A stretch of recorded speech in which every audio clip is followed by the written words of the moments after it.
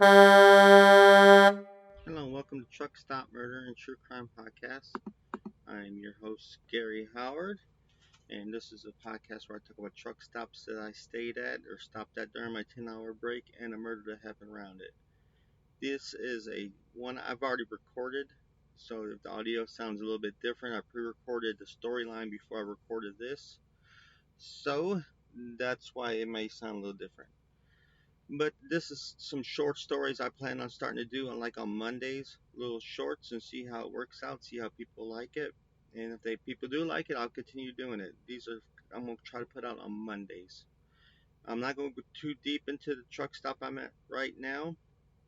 Outside this one guy, well, let me see. Oh, he got up. I thought he was going to jackknife his trailer trying to do U-turn. But right now I'm at the pilot truck stop in on I-40 on exit. Let me see. Pull my details out. On I-40 exit 375, 74 in Knoxville. I'm not going to talk too much about it because I might come back to this truck stop. What is 80 spots? It's pretty nice.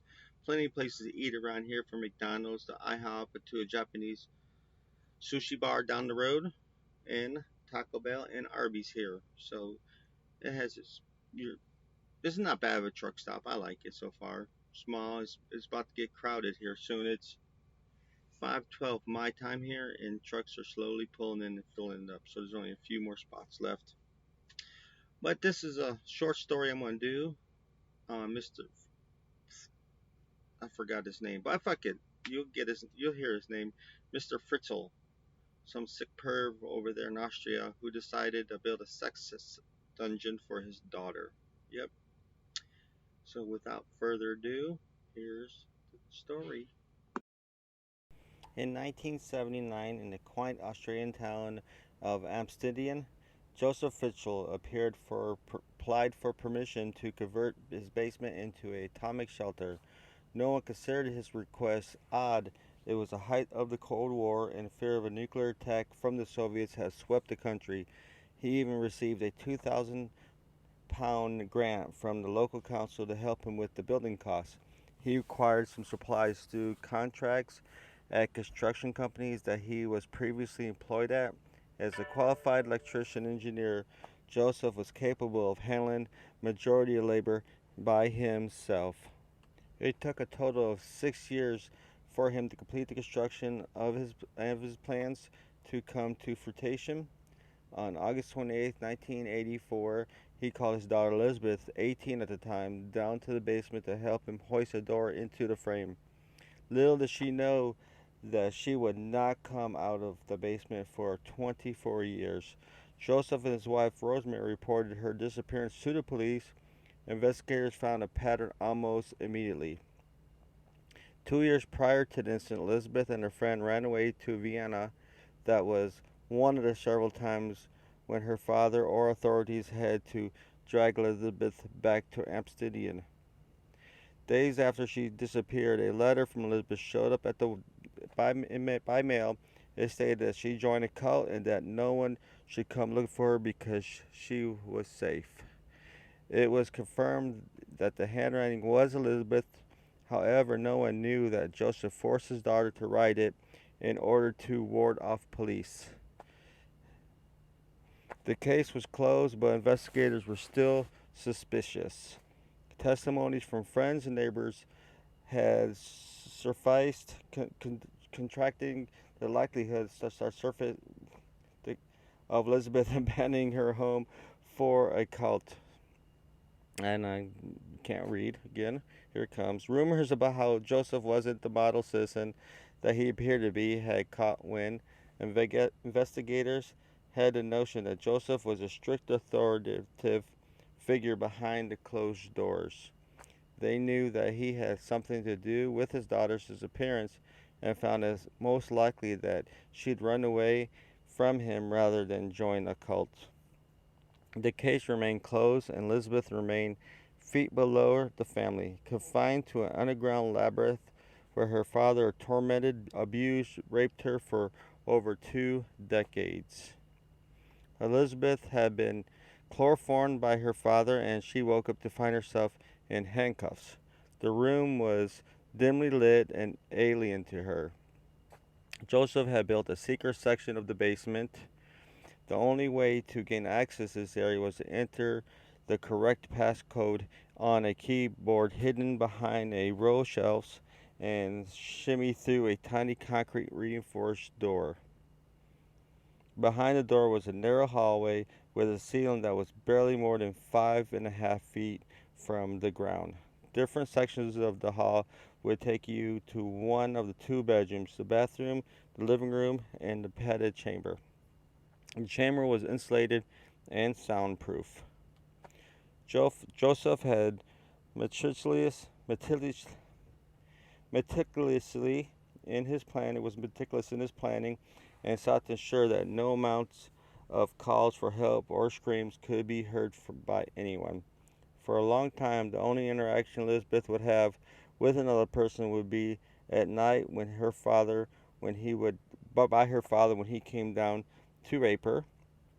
Years later, police would estimate that she'd been raped by him around 3,000 times. Good grief.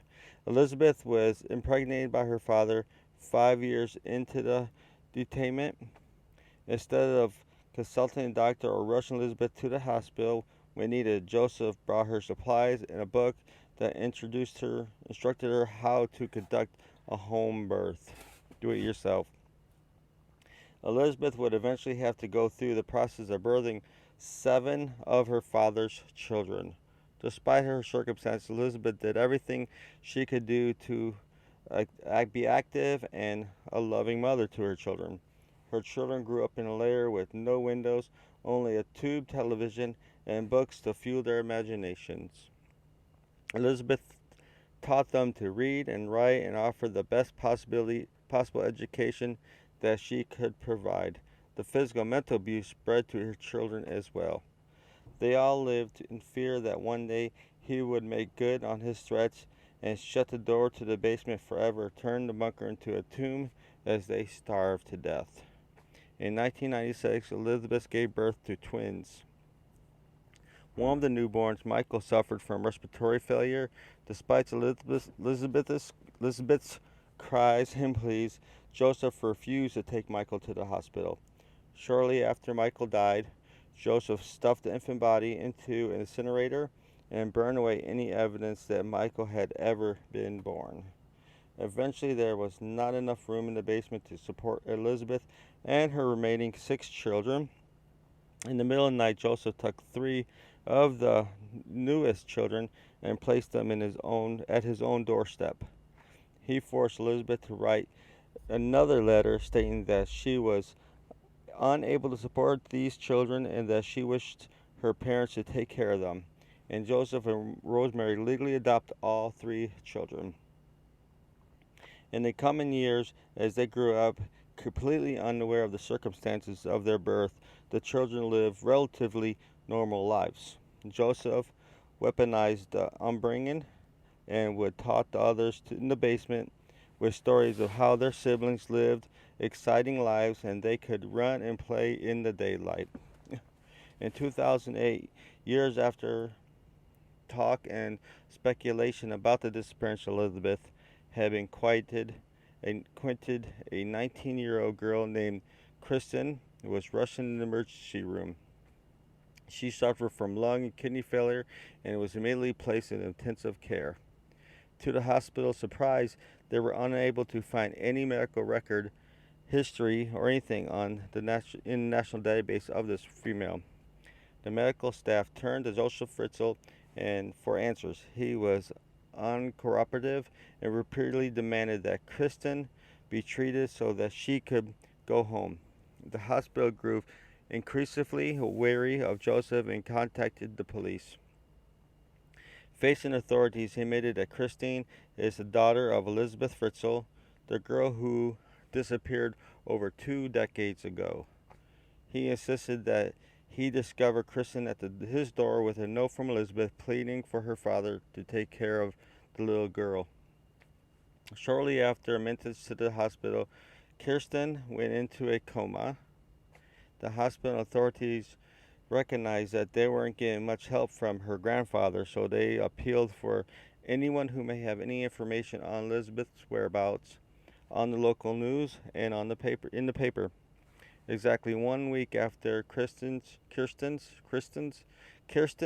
arrival, Joseph returned accompanied by Elizabeth. This was the first time being outside the basement since she was 18 years old, and medical staff was shocked by her appearance. She was 42, but looked years beyond that. Elizabeth was pale, sickly, similar to Kirsten's appearance when she arrived. Elizabeth was escorted to the police station and questioned. She refused to speak to where she had been for the last 24 years. For the most part, she sat in silence as the barrage of questions seemed as endless as the basement itself. Finally, after 5 hours and a promise from the police that she'll never have to see Joseph again, Elizabeth told them the truth. She relayed details of the sexual abuse and beatings and imprisonment. Joseph was arrested at the age of 73 and charged with rape, incest, kidnapping, slavery, and murder. In the courtroom, his initial defense was that he wanted to protect Elizabeth from a world that was not suitable to live in. However, Elizabeth was called to the stand and gave a testimony which caused Joseph to fold and admit to everyone just before apologizing. He was sentenced to life in prison. Years earlier, before he built the bunker, Josef Fritzl would routinely sit in the street and watch couples become intimate and through their bedroom windows. This led to him following women in parks and publicly masturbating. He would eventually follow a woman to her home and rape her there. He was sentenced to 18 months in prison. Rosemary didn't leave him and even told his relatives that Joseph was away for work. This is before he was sentenced earlier, before all this happened.